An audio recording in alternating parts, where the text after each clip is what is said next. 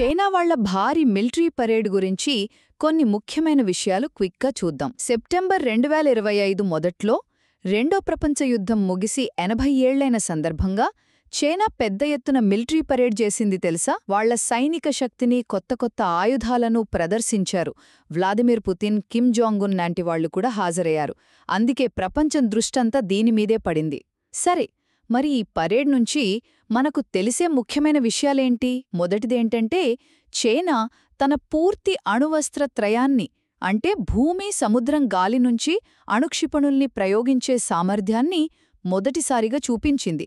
అంతేకాదు, భలే వేగంగా వెళ్లే హైపర్సానిక్ క్షిపణులు, ఆ గ్వామ్ కిల్లర్ అని పిలిచే DF-26D, నీటి అడుగున డ్రోన్లు, రోబోతోడేళ్లు లాంటివి, ఇంకా లేజర్ ఆయుధాలు, ఇలాంటి అత్యాధునిక టెక్నాలజీ అంతా ప్రదర్శించారు. ఇక రెండో విషయం, Vladimir Putin, Kim Jong Un సహా 26 మంది పాశ్చాత్యేతర నాయకుల హాజరు. ఇదేం చూపిస్తుందంటే, అమెరికా నేతృత్వంలోని ప్రపంచ వ్యవస్థకు ఇదొక రకంగా సవాలనమాట. అభివృద్ధి చెందుతున్న శక్తుల మధ్య పెరుగుతున్న ఐక్యతను సూచిస్తోంది.